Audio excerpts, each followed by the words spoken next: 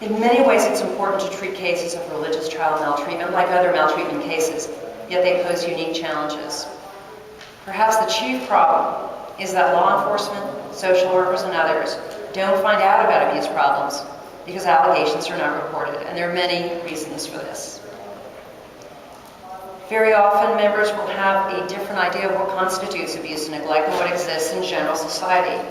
As an example, because of the emphasis on obedience among authoritarian followers, it's common to find a much higher acceptance of corporal punishment and a higher tolerance of injurious corporal punishment in these groups, such as the Wisconsin case that I mentioned. You may have heard that some members of the FLDS waterboard infants to, quote, break them.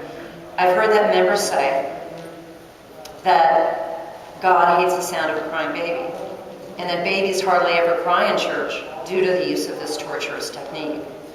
Religious authoritarian cultures often look down upon and fear outsiders, especially governmental agencies. I was at a Utah conference for social workers last year, and one of the speakers was a polygamous, independent, fundamentalist woman. She wasn't part of the FLDS. In fact, the HBO show Big Love was based on her family, so there were 3 wives. The woman was quite upfront that because of her community's fears that the main breadwinner of a polygamous family can be taken to jail for violating bigamy laws, members generally do not report child abuse. Some religious groups even consider governmental agencies to be evil and controlled by Satan.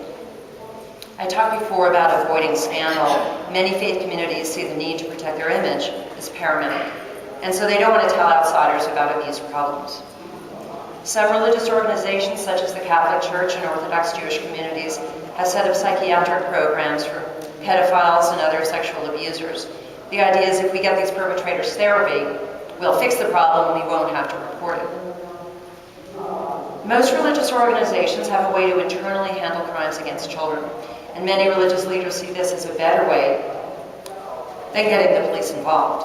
The Catholic Church, Jehovah's Witnesses, Orthodox Jewish communities, the Amish, all have their own built-in systems for, quote, investigating and prosecuting perpetrators. What's interesting is, in the FLDS, where they're located north of us, in Hillsdale, Utah, and Colorado City, Arizona, have reported abuses to police, but the marshals, as they're called, are members of the sect.